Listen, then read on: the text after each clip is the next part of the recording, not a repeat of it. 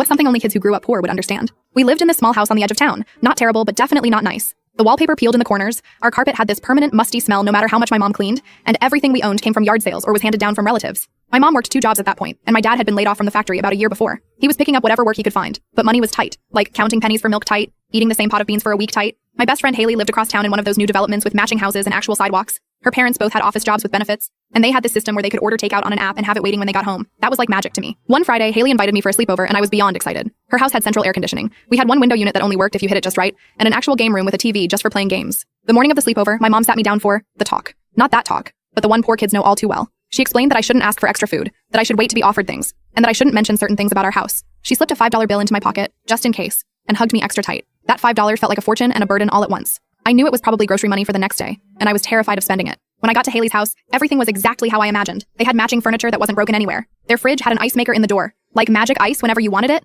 and when you opened their pantry, OMG, it was like a small grocery store in there. Dinner was pizza. Not the $5 special from the place by the gas station, but from the good pizza place in town. And they ordered 3 different kinds because they couldn't decide. 3. And wings, and breadsticks, and nobody acted like this was special or a big deal. After dinner, Haley's mom asked if we wanted ice cream. I said no automatically. The reflex of a kid who knows treats are for special occasions only. Haley looked at me like I was crazy. You don't want ice cream? She asked, genuinely confused. Her mom just smiled and brought out a whole container of each flavor for us to choose from. Later that night, Haley and I were playing in her room. She had so many toys still in packages, just waiting to be opened. I was careful with everything, putting things back exactly how I found them. At one point, she just tossed a doll across the room when she was done with it. I nearly had a heart attack. Around midnight, we got hungry again. Or rather, Haley decided she was hungry, and I wasn't about to admit I could always eat more. She said we should raid the kitchen for snacks. I followed her downstairs, nervous but excited. She opened the pantry and started grabbing things. Chips, cookies, candy, without checking if it was okay. I stood there frozen, waiting for an adult to appear and scold us. Nobody came. What do you want? She asked, arms full of snacks that would have been carefully rationed at my house. Whatever you're having is fine, I mumbled, the script my mother had drilled into me coming out automatically. We took our midnight feast back upstairs. Haley opened a bag of chips, ate a few, then moved on to something else. The open bag just sat there. I couldn't stop staring at it.